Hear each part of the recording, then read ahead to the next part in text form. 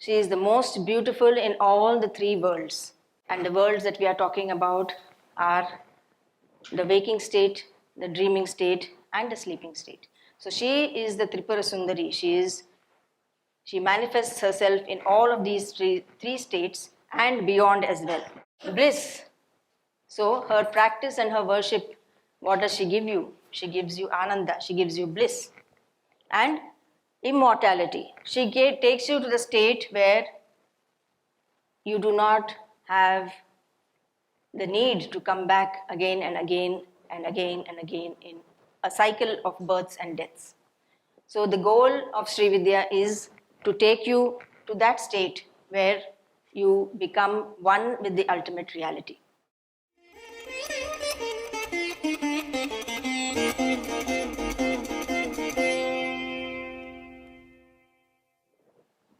This is an invocation that we use to welcome the divine presence in each and every one of you. So Shri Matri Namaha once again. The very first session that we are going to be beginning with today is the Sri-Vidya Foundation course. We will get to what Sri-Vidya is all about and what is this foundation course that we are talking about. The first thing is that Sri-Vidya is Shakti, and we are all gathered here to honor and worship Shakti. For many, many, many centuries, women were not allowed to worship Shakti. And it is ironical because the goddess herself is Shakti, right? She is the personification of Shakti, and yet women were kept away from worshipping. In today's times, we see the resurgence of Shakti. She is here, very much so, within each and every one of us. And we shall see how we go about first this next 3 days of this foundation course. We'll just take a brief look before we get into the actual part of the explanations. So this foundation course is coming to you from Devipuram, which is a small town built, a home built for Devi by Devi. It is close to the city of Visakhapatnam, and it has been founded by the Guru's name is Sri Amritananda Natha Saraswati in the very first picture that you see. And his mission in life is to propagate Sri-Vidya, because he himself received direct teachings from the mother, and he feels there is no greater honor and joy than to know who she is and how to worship her. He had direct experiences with the goddess. Although he moved away from spirituality, he was completely into science. And we all think that science and spirituality are two different streams. But today we know that the way of the quest is different, but the goal is still the same. So the science also comes around to the spiritual way of looking at things. So we will come to that tomorrow. A little more on his story, we will be doing that tomorrow. Okay. So for today, we will start with this. So we will talk about, this whole course was designed by him because he felt that in today's time, it is very important to know and to worship, how to worship the goddess. All of us are living on very tight schedules. We don't have time. We have to make time. In the time that is available to us, what can we do? How can we worship her? There are very few people who can say, I don't need a job, I don't need anything, I can spend my time 24/7 doing whatever I wish to do. But for all of us, we are limited by maybe 2 hours, you can spend 2 hours or 3 hours or maybe even less. So rather than have the tradition completely lost, he felt it is very important that we preserve the tradition, and especially all the essential aspects of it must be there. So the core practices are there. At the same time, they are presented in a way that anyone can learn and practice them. It is a practical approach. Sri-Vidya is a practical approach to going beyond the limits of what we think we are.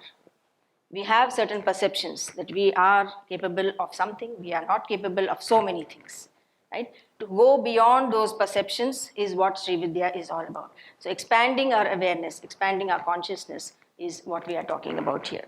So in the next few days, we will be also learning briefly about Kundalini and the chakras, and also a meditation called Kundalini meditation, and Yoga Nidra meditation you are familiar with, but at the same time we will be talking about that as well a bit. And then the first three chakras of Muladhara, Swadhisthana and Manipura. These are the chakras we will be addressing, and we will learn certain practices, ritual practices, which are at once simple to follow and the benefits are enormous. So this is a sadhana shastra in that you have to practice, and as you keep practicing, you will receive the benefits. It's just like any scientific experiment. You do this, you will receive this. You do this set of practices, you will be able to manifest what it is that you are looking for in your life. So that is the power of these practices. So Mahaganapati, the next chakra, Bala, and then Chandi at Manipura. And also we will learn a simple way of doing Homa, which is a fire ritual. In today's times, the fire ritual has been gaining more and more importance.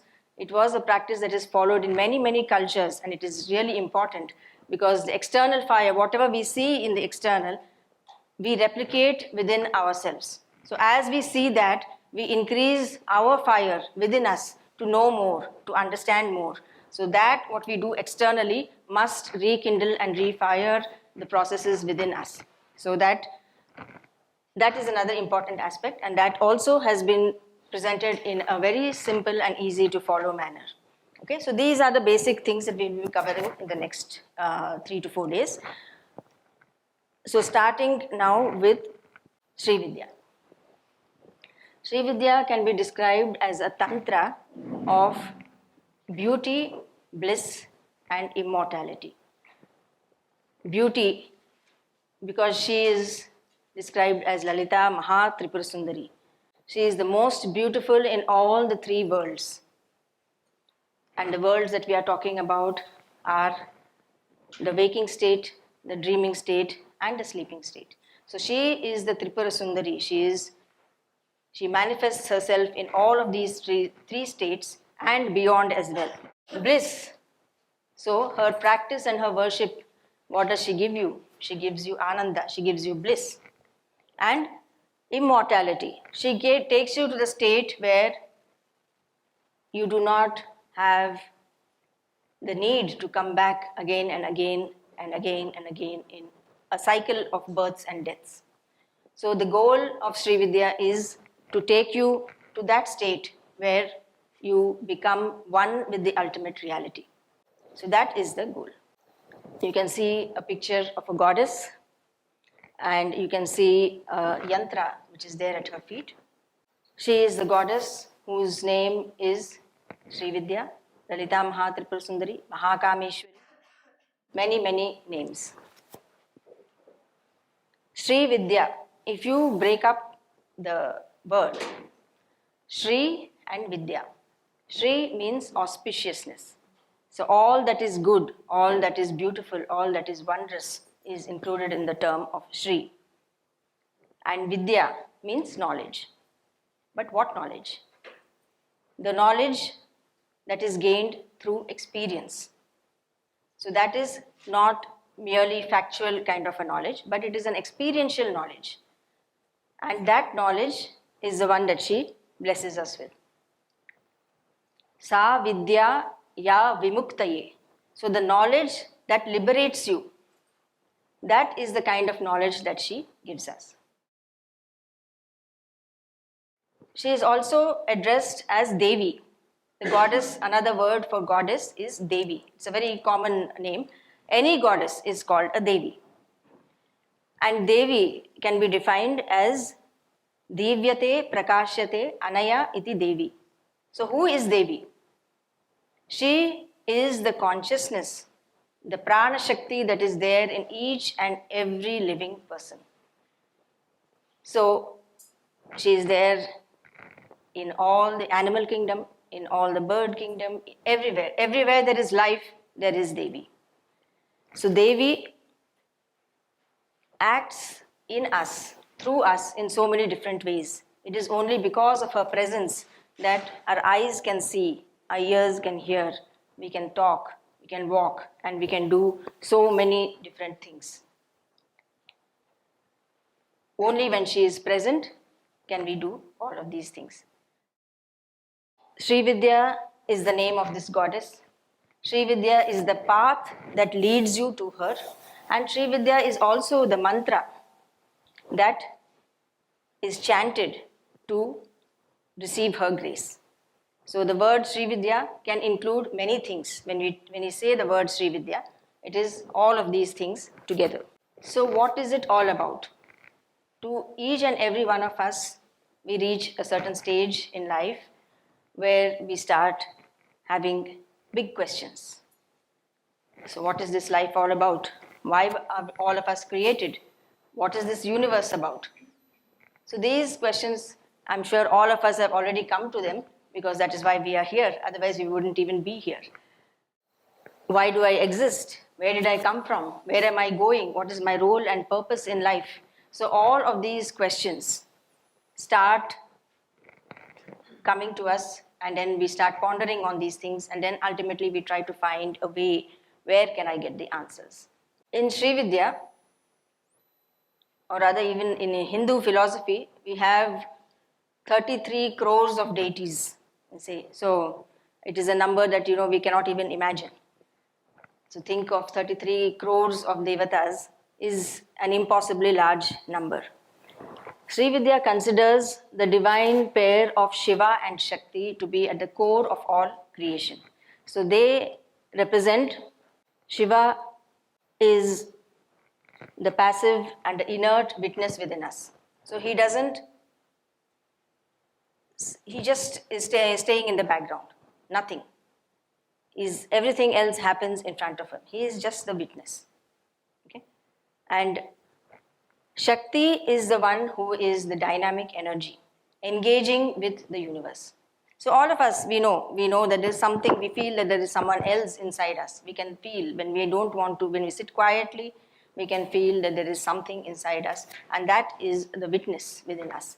And we engage with the whole universe in different ways through Shakti. So Shakti is all about action. She is all about energy, and she is all about going out and doing something. Whereas Shiva is just in the background, is sometimes not even noticeable, but he is there all the time. He is there. So he represents the Nirguna Tattva. So he is formless, he is attributeless, and he is in the background. Shakti, on the other hand, is all that you see.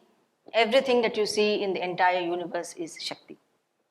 So she has infinite forms, infinite names, everything. They seem to be so different, but they are one and the same. So Shiva and Shakti cannot be separated ever. There is a popular saying, Vina Shakti Shiva Shavaha. So without Shakti, Shiva is like a corpse.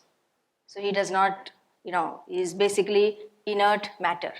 Whereas once the energy enters him, only then he is able to do anything. So this cosmic pair of Shiva and Shakti is what Sri-Vidya is about. And Devi, or the goddess, is supposed to be Shiva Shakti Aikya Rupini. She is a combination of both Shiva and Shakti.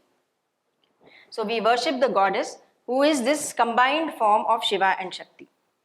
Now we are saying that Shiva and Shakti are equal. We are saying that they manifest in a different way. But why then do we focus on Shakti? Why are we not focusing on Shiva? Shakti is like a mother. A mother is probably one of the most closest persons in anybody's life. So you can approach a mother very easily. You can talk to your mother, you can discuss all your problems with her, you can be very free with her. So it is easier to relate to the mother than to Shiva, because he doesn't want to get involved. He said, you have any problem, go to your mom. So, that kind of a thing.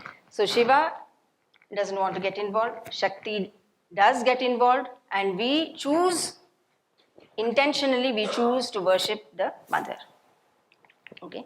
So the next slide is also about the Shiva Shakti Aika Rupani. So you can see different ways in how Shiva and Shakti are depicted in the same form, right? You can see the left part of the body is showing Shakti, and the right part of the body is showing Shiva.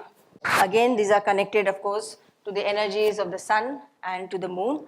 So Shakti is related to the energies of the moon, and Shiva is related to the energies of the sun. So this, of course, we will come to at a little later. So she is who is the unity of Shiva and Shakti. That is who the goddess is. That is who Shakti is. So Sri-Vidya takes us on this journey where we understand in a step-by-step fashion that we are not just this limited consciousness, that we are part of a much, much bigger consciousness, a collective consciousness. And we know the perfect example of the ocean and the drop.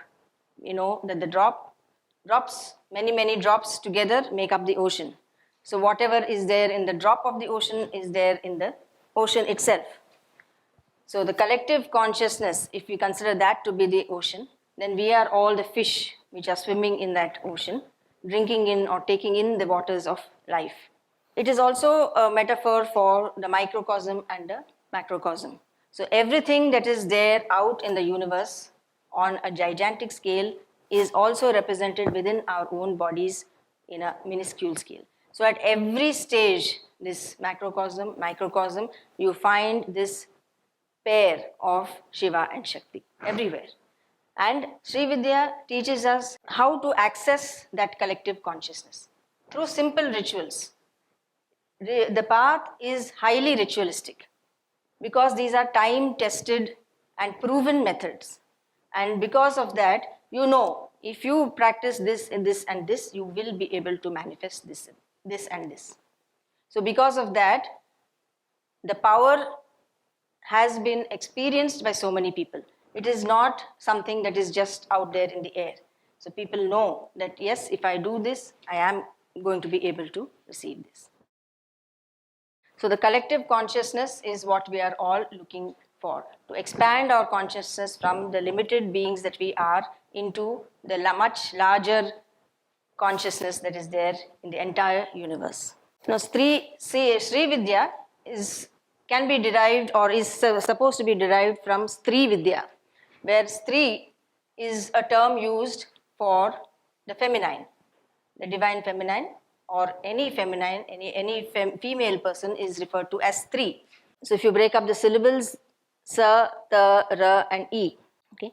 So tamas is the state that we are in, limiting ideas of I and me. So I, me and mine. So our whole existence revolves around this, I, me and mine.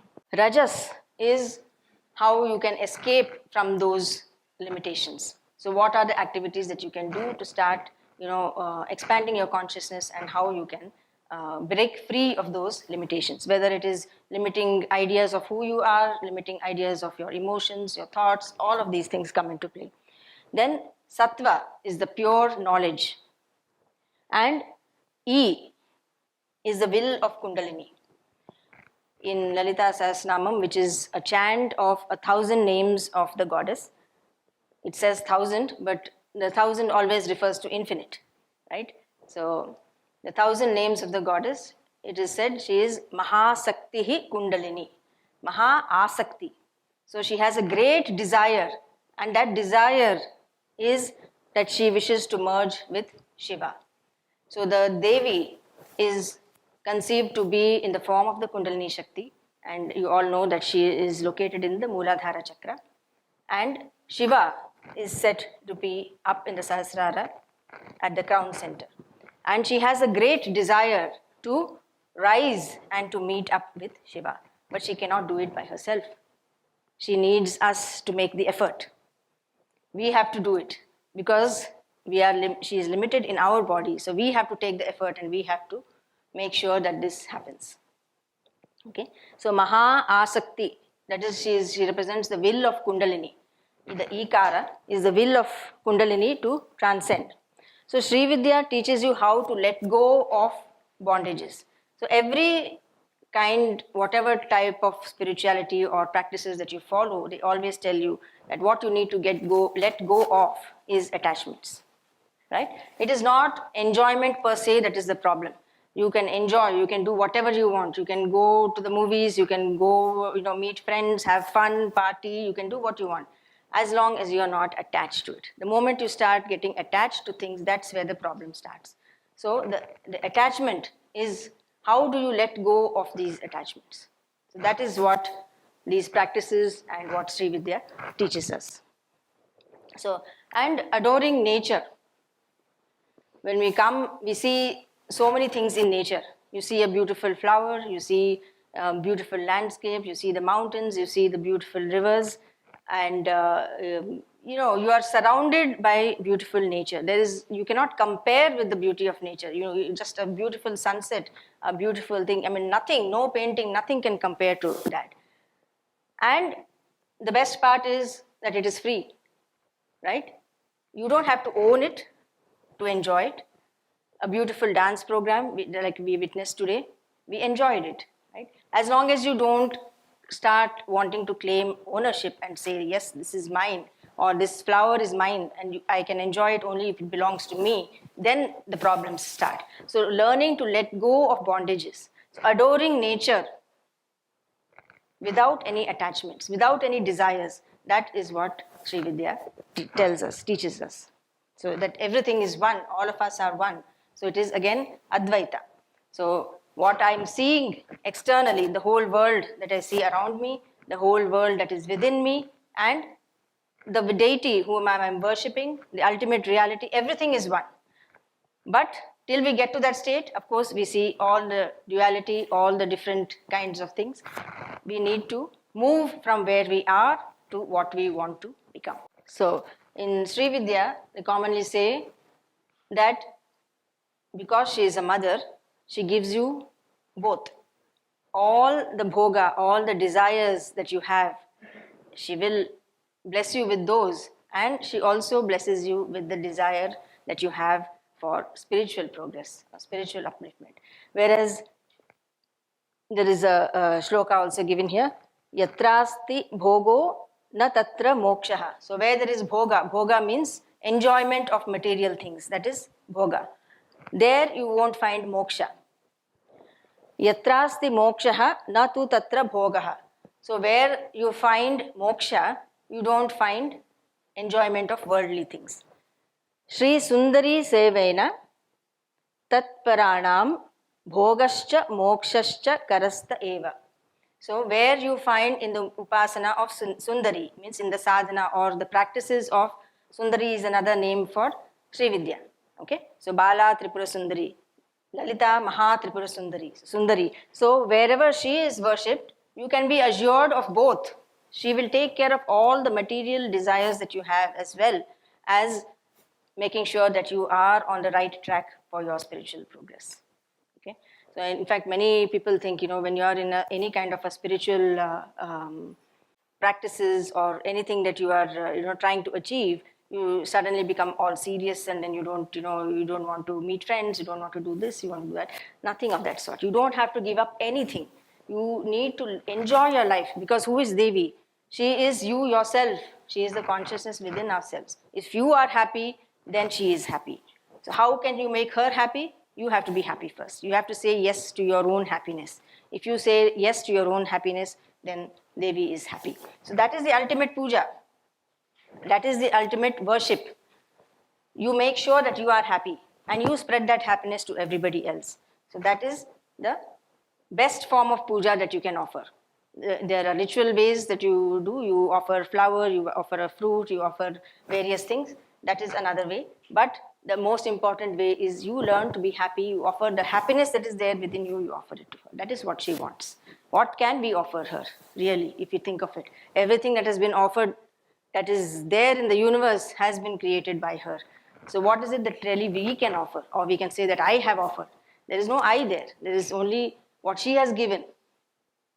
So let us enjoy that and think of her when we are, doing that. So that is the seva, that is the worship that she wants, nothing else from us. Okay, so here now we'll just go a little bit into this pictorial representation. You can see that the goddess is seated on a throne, and the four legs of the throne, or rather the throne is held up by four deities. All right, so where there should be legs of the throne, there are four deities. And she is also seated on a figure, and on either side of her are also two other deities. Okay, so this is how she is represented. And the four deities who are there holding up the throne, they are called Brahma, Vishnu, Rudra and Ishvara. Okay, these four deities are responsible for the activities of creation, sustenance, destruction, and there are two more functions. So every deity or every ultimate reality, when manifestation happens, it has five major functions. Okay, first one is the creation itself. Then is the sustenance. Once something is created, you have to nurture it and you have to take care of it. You have to, make sure that it is going well. The third one is the destruction or the dissolution, is merging back to where it came from. The fourth one is described as Maya or Tirodhana. So if the ultimate reality has to manifest in a limited form, it has to pass through a certain kind of layers or filters are applied, and only then it can be contained in that small form. So that is known as Maya or Tirodhana. And the opposite of that is Anugraha. So merging back again into the ultimate reality. So going again from the small limited consciousness to the vast cosmic consciousness, that requires the grace of the goddess, the grace of the ultimate reality, and that is described as Shrim, is called as Anugraha. So Srishti, Sthiti, Laya, Tirodhana and Anugraha. These are the five functions of the deity. Here you can see it in the form of the picture. But if you wish to explain the same thing in the form of yoga, from the yogic perspective, these represent the four lower chakras of Mooladhara, Swadhisthana, Manipura, Anahata. And Shiva, she is lying on, that is like a mattress, that is represented here at the Vishuddhi chakra, and here at the Agnya chakra is Devi herself. Okay, so many of the concepts that you see, everything is explained in an easy to relate manner. If you say only in the term of chakras and these things, many people don't understand. So it is when you have pictures, when you have forms, you can relate to it easily. And from there, the questioning begins. So why is she sitting on these deities? Why does she have to sit? Why can't she have a regular throne? Why does she have to sit on these deities? And why is she sleeping on Shiva? So this questioning starts. So what we see is always one layer, and you have to start peeling back the layers to try to understand why something is depicted in a certain way. Even the Puranas, even whether it is Ramayana, Mahabharata, the 18 Puranas, all of them have symbolic meanings. So the story is the way to get you in, to rope you in, to get you, hooked. And once you're hooked, then the questioning begins, and then you want to find out more, know more, and then you start, trying to understand, and then you get, you want to get into a serious study of what all of this is about. And on the two deities on either side of her, one on our left, her right is Lakshmi, and on her left is Saraswati. So these are two further aspects of the goddess, and we'll come to that also. And right in front of her are the two children, Ganapati and Subramanya. So these are supposed to be the children of Shiva and Shakti.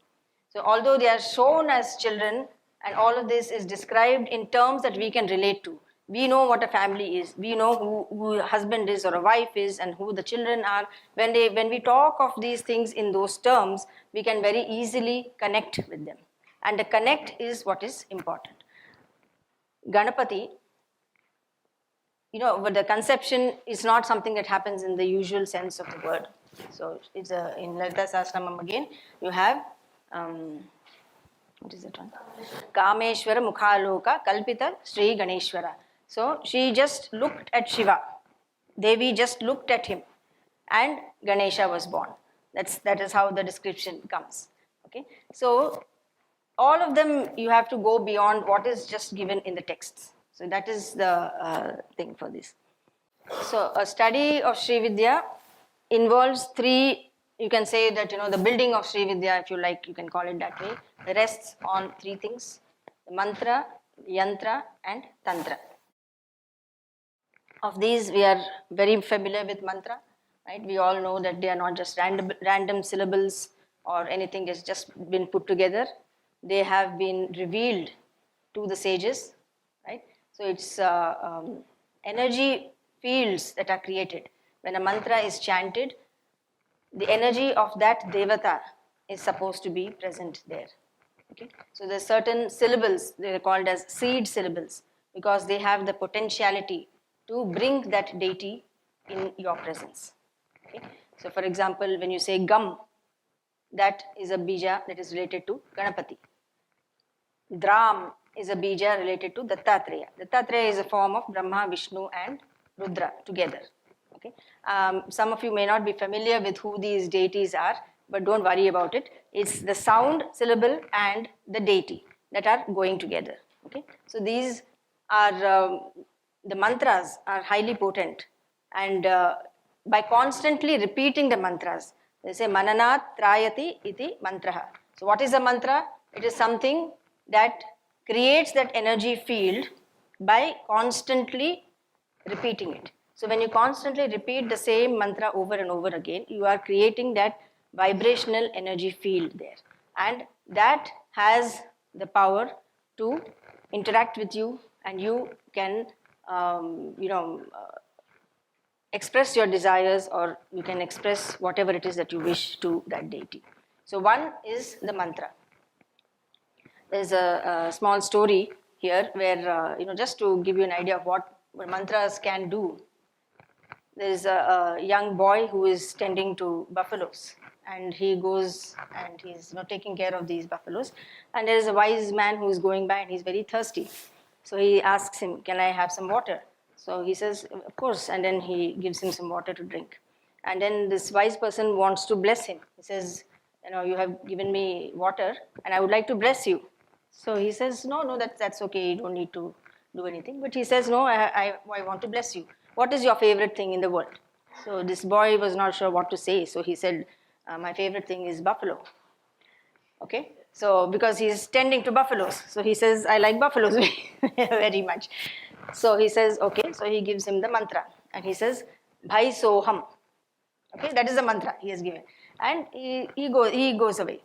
And a few months later, he comes back, and then, he hears some noises from a cave. So this boy, he actually goes into a cave and he keeps chanting this mantra, "Bhai soham, Bhai soham." He keeps chanting that mantra. This wise person, he comes back to that area and then he sees, and he says, he can hear some strange sounds coming, and then he goes there and then he says, and then he remembers that the little boy was there. So he says, "You come out now, no need, it's enough, you come out, you don't need to chant the mantra anymore." He says, "No, I cannot come out, I'm too big." He has become the buffalo. So he's become as big as the buffalo, and he says, "I cannot come out now." So because, maybe the faith and maybe the complete implicit trust that he had in what was told to him, and he experienced that he had himself become the buffalo, and he says, "I cannot come out because I've become big." When he went into the cave, he was just a small boy. Bhai soham, bhai is I am buffalo. So that is the mantra that was given. Okay, so I am a buffalo. So in today, what we do, all the healing affirmations, whatever we do, we are constantly reaffirming who we are. So these are the mantras. right? So a mantras also consist of usually two parts. One is the what are the called as the bija aksharas, which are the seed potentialities, and the second part is somewhat explanatory type of a part that is joined to the mantra. So usually, even if you translate the mantra, you can't. There is no translation for the bija letters. The bija aksharas are irreplaceable parts of the mantra, and there may be other parts where it is a description of the deity or something, which sometimes can be translated into something, or you can at least have a meaning for that. Okay, so that about mantras we all know. Okay, the second part is a yantra. The literal meaning of the word yantra is a machine, okay, or a technique. Sorry, tool. So this yantra, this one what you see here is a Sri yantra. Okay. A yantra is generally, again, it is formed out of triangles, petals, circles, squares, all geometrical figures. So it's also known as sacred geometry for that reason. Why? Again, it is creating that energy field. Just like the mantra, the yantra also creates that energy field with the help of all of these geometries. And once that is in place, then the deity is supposed to reside right in the center, in the bindu. The bindu is the central point, and that is where the deity is supposed to reside. So mantra is there and yantra. And just as you have different deities, how do you recognize which deity is which? Because of the weapons that they hold in their hands. The weapons or whatever it is that they are holding in their hands. If they are holding two lotuses, it is Lakshmi. If in the earlier image we had one of on the left, on our right, that in white sari, she is holding a musical instrument, right? A string instrument. She is Saraswati. So, depending on what the deity is holding, you can identify who that deity is. Okay. So similarly, even for the yantras, every deity has a particular yantra that is unique to that deity.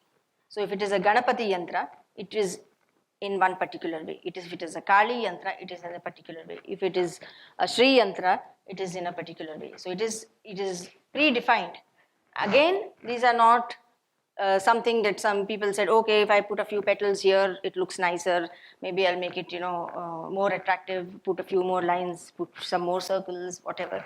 It doesn't happen that way. So these things are very strict ways of doing the pattern, or the thing is it's revealed. It is not something that is again decided by anybody that I want to do it in this particular way. It's not like a floor design that you make and then you can keep expanding it however you like. It's not like that. It is set in a certain way because these are revealed knowledge. Okay, so and that is about the yantra. And then what is tantra? So here we know tantra. The definition is tanoti trayati iti tantraha. Tanoti means to stretch or to expand. And what is it that is being stretched or expanded? It is our consciousness. So instead of limiting ourselves again to I, me and mine, we are expanding that concept of I, me and mine to I, me and you, I, me and my neighbors, I, me and my family and extended family, and so on until you feel an identity with the whole universe. Okay, so that is the concept of tantra, expanding the consciousness. And tantra is a combination of mantra and yantra.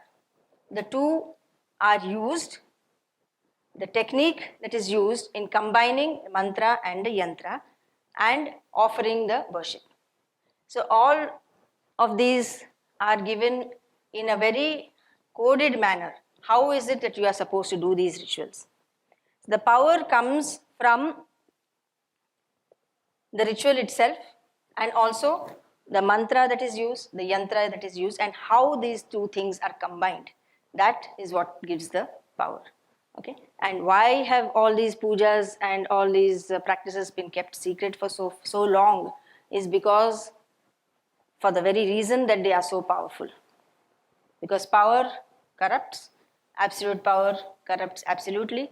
So power in the wrong hands, when you are not yet ready to be able to use that power in a wise manner, then it is a danger not only to you yourself but to the entire world. And so it has been said, you have to reach a certain level of maturity before you can be given these mantras, before you can do these practices. On the other hand, in today's world where everything is available on the internet, everything, if people who are in the know and who do know how to go about these practices in the correct way, if they do not, teach these practices to others, then what is going to happen? The wrong knowledge, or people who are willing to propagate anything, that will be taken as the true knowledge, and the real traditions will suffer. That will get lost in the process, and the rest will, will go around as being the truth. So instead of that, now everybody realizes that yes, it is the time to open up these things. Now, whether if you are not ready for it, you probably won't even bother to practice it. That's fine.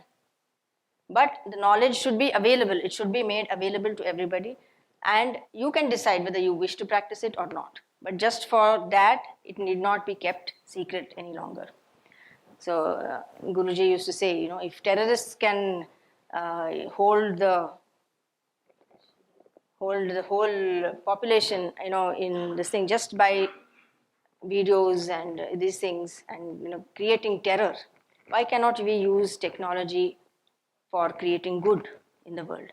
So we should use all the means that are there available to us to spread the knowledge of Sri-Vidya. How can you interact with these practices? How can you see for yourself and manifest the changes in your own life?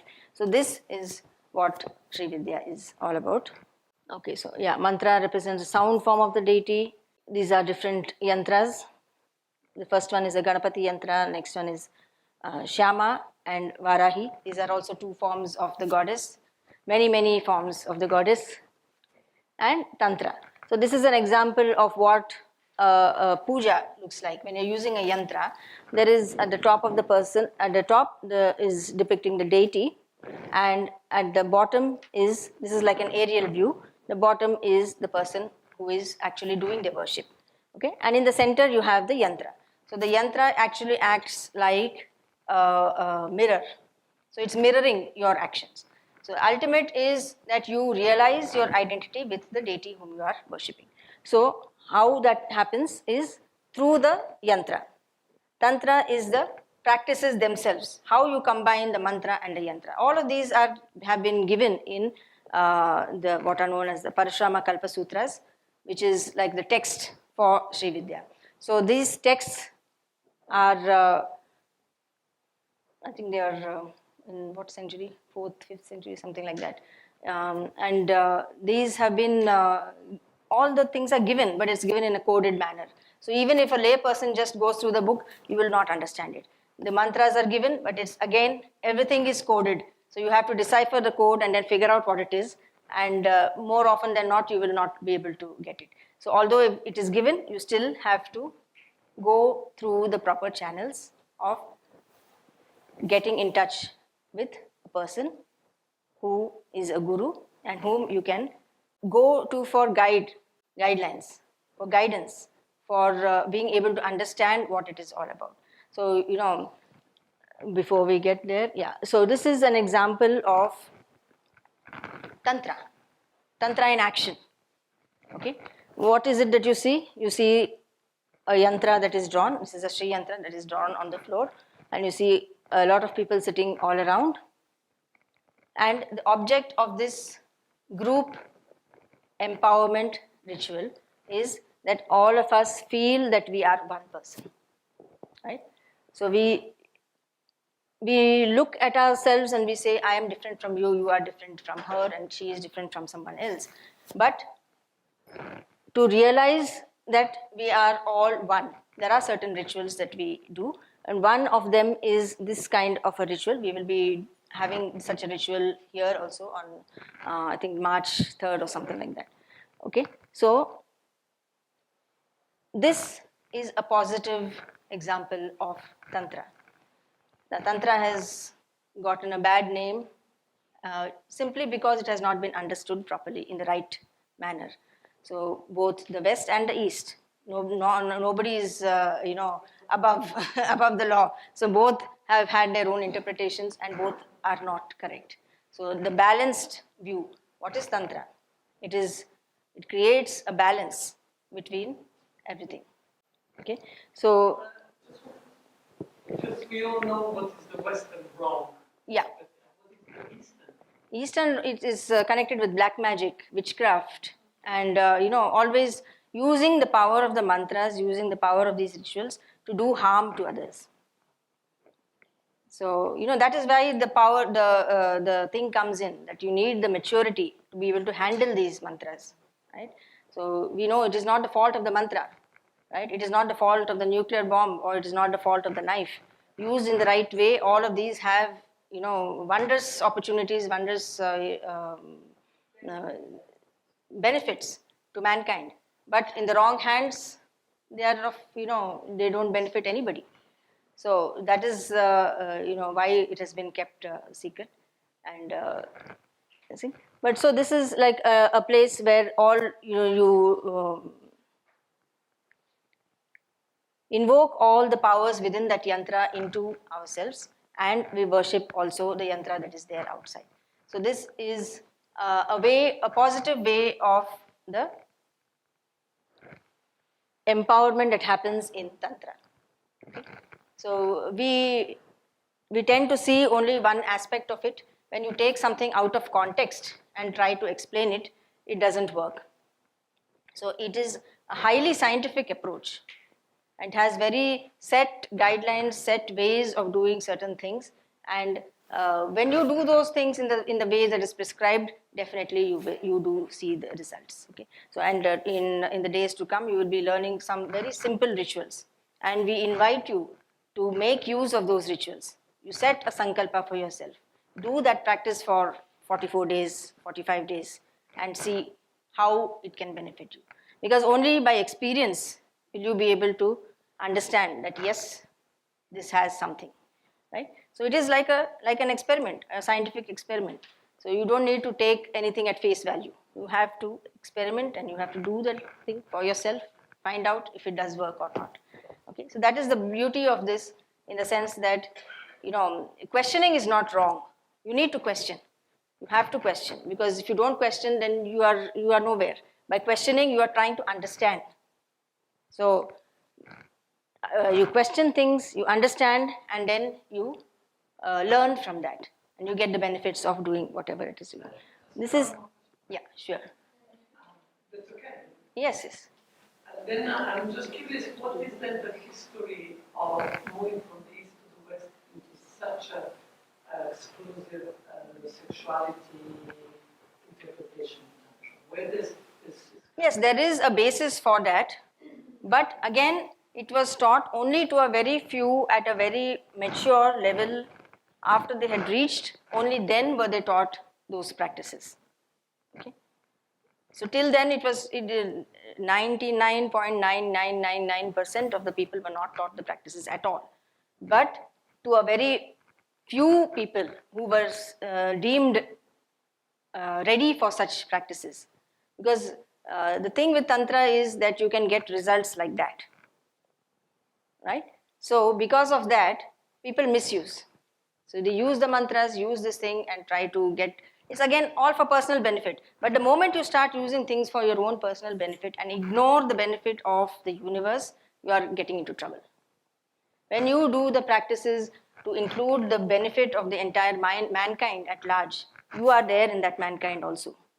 Right? So you don't need to make a separate sankalpa or separate intention for yourself. When your intention is for the benefit of the entire universe, then your needs are taken care of as well. Because more than the mother, more than the divine goddess, who knows, right? You yourself may not be able to express what your desires are, what you may not even know, because they are at such a subtle level. You yourself may not know, but she knows. So she can help you to manifest those desires, right?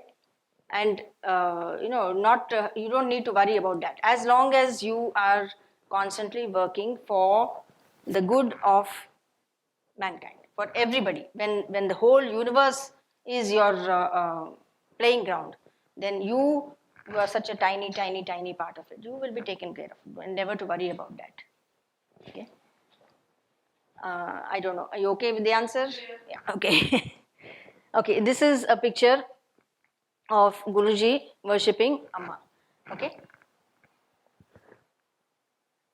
This is to show that the divinity is present not only in a metal yantra, not only in an idol which is made maybe of marble, maybe of stone or something like that, but the place, the real place where the goddess lives is within all of us. So she is the consciousness again that is present in us. And when we honor that consciousness, she is pleased. So, what is it? Suvasinyarchana Prita. She is known as, she is very fond if you worship her in the form of living beings. Okay? She must be worshipped in the living form as well. So in our culture, in the Hindu culture, we have simple ways of worshipping. Anybody comes home, we offer them tilakam, we give them a fruit. That is the simplest form. Okay, it has come down to that. And then for special occasions, then we have where married ladies will exchange small gifts or something like that. All this is a form of this Suvasini Puja, as it is called. So this puja is done where, see, now there is no question where the person who is being worshipped is Shakti, the person who is doing the worship is Shiva. Okay, so when you can forget everything else and you are only doing the worship from that point of view, then you can, do the worship. So it is, you have to go to a place where there is no passion. The puja, the worship is happening where there is no passion, but yet it is, it is completely, the nature of the worship is full of passion, but at the same time you have to remain dispassionate. And that is where all the trouble is, where people find it difficult. But people make use of this and say, okay, I can do this, you give it a different name, and then what it ends up being is just for pleasure. Okay, so in some cultures, they advise that you do these practices between the husband and wife. So then there is no danger of it becoming, debasing society or anything like that. So if it is between the married couple, so the practices are taking you to different levels, and even if the practice does not reach the highest state that is supposed to take you, and it ends up in a normal relationship, then also that's fine, right? But when you are involving other people from, with whom you have no connection, and you are, making a situation where people can point fingers at you and say that you are not supposed to be doing this, or, worshipping young girls, or as we see, in that's where this tantra has got all the bad name, because worshipping in this manner is supposed to give you quick results and powerful results, and so these things are used. But the true purpose and the true science behind the tantra has been lost. Tantra is meant for expanding your consciousness. It is entirely for spiritual reasons. Okay, you may argue with the means and say, is this a valid means? But these means have been handed down to us from the earlier times. They are valid means. At the same time, if they are not used in the correct context and not used in the correct ways, then it can end up becoming totally not what it is intended for. So that is the danger. It is like, walking on a knife's edge. So if you don't do it in the way it is intended, then you can end up in trouble. If you do it, if you can do it in the way it is meant to be done, then you will, you will get the benefits, and you will be able to go forward very well. So that is an example. Okay, then this is the powers of Devi. She is what is known as Ichha Shakti, Jnana Shakti, and Kriya Shakti. These are the primordial ways in which she brings to manifestation. So if you want to create anything, and I think Neelima will tell us very well, before creating the Shakti Kumbh. First, what happens is the desire that arises in you, the thought, okay? That is called Ichha Shakti, that is the desire. This is, okay, I have an idea, I want to do this. Now next, you have to start exploring. You have to start seeing how is it going to be possible. You start reading books, you start talking to people, you start, thinking more and more about it and seeing, is this really something that will be a good thing? Find out from everybody, see what is the history, see what, how do we want to take this forward? So you start gathering all the knowledge pertaining to your idea. So that is Jnana Shakti. The first is the desire, second is the knowledge, and the third is the actual manifestation, the actual birthing, as we were talking about yesterday, the actual bringing into a reality. That is the Kriya Shakti. So once the thought process has been worked out, everything has been put into place, then the actual manifestation will take place. Okay? So these are the three mothers. They are called three mothers: Ichha Shakti, Jnana Shakti and Kriya Shakti. So they take care of the different aspects of manifestation. And once something has been manifested, then it is again transferred to Lakshmi. Now once this gathering of Kumbh is over, we have to continue to nurture it, and we have to continue to, make sure that people are still connected. So all that, so we are taking it back to Lakshmi. So she is going to nourish and protect it. And then again, it goes back to Saraswati. So it's like how when a child is born out from desire, then it grows, and then the child is born. Once the child is born, again it is nourished from the breasts of the mother, so that is the Lakshmi, and then back to knowledge. So until you come back to the knowledge, so this play of these three mothers keeps going round and round and round, and that is described in the circle: Saraswati, Lakshmi, Kali. Lakshmi, Saraswati, Saraswati, Lakshmi, Kali. So this is the triangle, the central triangle: Ichha Shakti, Jnana Shakti, Kriya Shakti. So for manifestation to happen, these three energies are the basic energies that are needed for manifesting anything, whatever it is. So if it is a simple sculpture, painting, a design, whatever it is you want, first is the desire. That is the first thing that comes. Then comes the knowledge that you need to be able to create it. Then the actual act of creating it. And then how do you nurture and protect it, and then spread the knowledge about that. Okay. So these three aspects: Ichha Shakti, Jnana Shakti and Kriya Shakti. So just again very briefly, this is the Guru Parampara to which we belong, and at the bottom is our Guruji, Sri Amritananda Natha Saraswati, and we'll learn a little bit more about him and his story tomorrow. His Guru is Sri Swaprakashananda Tirtha Hamsa Avadhuta. He is he's an ascetic, and his outlook and way of perceiving the world was very much appreciated by our Guruji, and he accepted him completely. He has a place even in our temple, within the temple complex. And his Guru is somebody very close here. He was from Haridwar. He is from the Bhadrakali Peetham in Haridwar. So Kalyanananda Bharati is his name. So maybe we are all connected at some level. So yeah, we'll come back to the roots perhaps. Yes. So this is the Guru Parampara to which we belong. So we will give you, we will just chant these once because of the, we are tight on time. We will chant the mantras once, and we will practice these mantras tomorrow and in the days to come. Okay. So don't be too concerned that maybe you're not pronouncing it carefully or whatever. Okay. So you will be receiving 4 mantras. For learning the practices that follow in the next few days, it is ideal for you to have the mantras.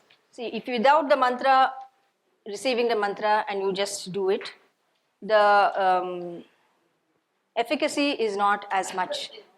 All right. So if you take the mantras and do it, you will find, and like I said, if you make the intention and then you test it out for yourself, go ahead and do that, and then you can see the thing. Only the Guru Mantra, we have not given you the full Guru Mantra, because if you are truly interested, then we will initiate you into in the Guru Mantra of the Guruji. But the Ganapati Mantra, Bala Mantra and Chandi Mantra, these three mantras we will be giving you. Guru Mantra, we are giving like a generic mantra, which is Guru Brahma, Guru Vishnu, Guru Devo Maheshwaraha, Guru Sakshat Parabrahma, Tasmai Shri Gurave Namaha. So, which is, Guru is the form of Brahma because he is giving you a spiritual birth. Just as Brahma is the creator, Guru creates you by giving you birth to you spiritually.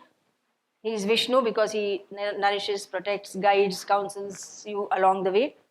And he is also Guru Maheshwara. So he is the one who, dissolves your identity with the body, it dissolves your identity with the mind and the ego, and makes you understand that you are the ultimate reality. So he is the Brahma, he is the Vishnu, he is the Maheshwara. And he is truly the Parabrahma.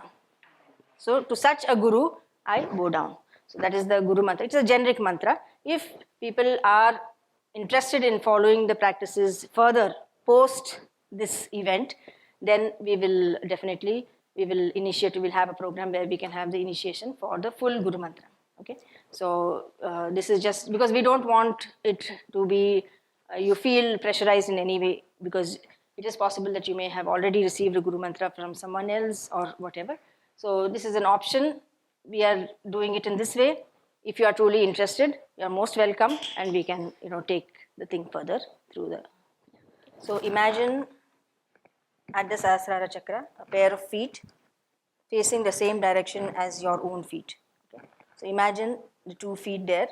1 foot belongs to Shiva, one foot belongs to Shakti. And imagine that you are washing these divine feet which are placed on top of your head. And chant Gurur Brahma, Gurur Vishnu,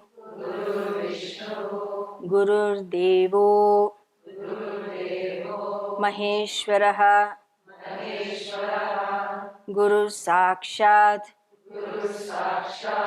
Parabrahma, Tasmai Shri Gurave Namaha. Once more, repeat. Gurur Brahma, Gurur Vishnu, Gurur Devo, Maheshwaraha, Guru Sakshat, Parabrahma, Tasmai Shri Gurave Namaha. So these are the 2 feet of the Guru. They represent introspection and enlightenment. So it is for you to constantly introspect, and the sparks of understanding represent the enlightenment that can happen. We move to the next mantra, which is the Mahaganapati mantra. Place your awareness and focus at the Mooladhara chakra. You all know that it is at the very base, at the tip of the spinal cord. And repeat. Om Shrim Hrim Klim Glaum Gam Ganapataye Varavarada Sarvajanam Me Vashamanaya Swaha. Once more. Om Shrim Hrim Klim Glaum Gam Ganapataye Varavarada Sarvajanam Me Vashamanaya Swaha.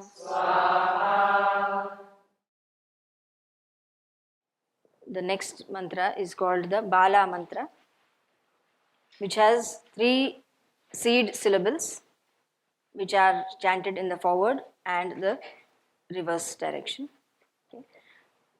Place your awareness in succession at the tip of the tongue, at the breasts, at the yoni, and in the reverse at the yoni, the breasts, and the tip of the tongue. Okay. Aim. Klim. Sauh. Sauh. Klim. Aim. Aim. Klim. Sauh. Sauh. Klim. Aim. The final mantra is the Chandi mantra, which is an excellent mantra to have for protection from all kinds of negative influences. So whenever a seeker begins on his journey, like we have seen, there are many obstacles that come. So she offers you protection from every angle. Here the visualization is first at the yoni, then your left breast, then the right breast, then the navel, and then again at the yoni. Okay. Aim. Hreem. Kleem. Chamundayai. Viche. Aim. Hreem. Kleem. Chamundayai. Viche.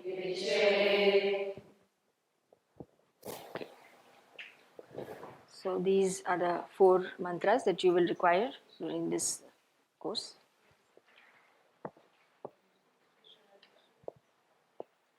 It is said of Sri-Vidya, a small this thing. Shri Guroho Paduka Murdhni, who has his Guru's feet on the top of his head. Sri Chakram Hrudi Samsthitam, the one who holds the Sri Chakram in his heart. Sri-Vidya Yasya Jivvagre, the one who has the mantra of Sri-Vidya always on his tongue. Sa Sakshat Parameshwaraha. So he is truly the ultimate reality, who is none other than Shiva. So this is what is said of Sri-Vidya. And why should you learn? Why should you take the trouble? We are all aspiring to become yoginis, where what you say, what you think, and what you do have to be synchronized, have to be one. And she is the primordial energy who is worshipped by no less than 64 crores of yoginis. So she is worshipped by the entire universe. Okay, so this is a good reason for us to at least understand her and try to go towards her. She is waiting. She is the mother. She is waiting for us. So let us go and embrace her. Thank you. Shri Matre Namaha. Jai Ma. Jai Ma. Jai Gange. Shri Matre Namaha. Thank you.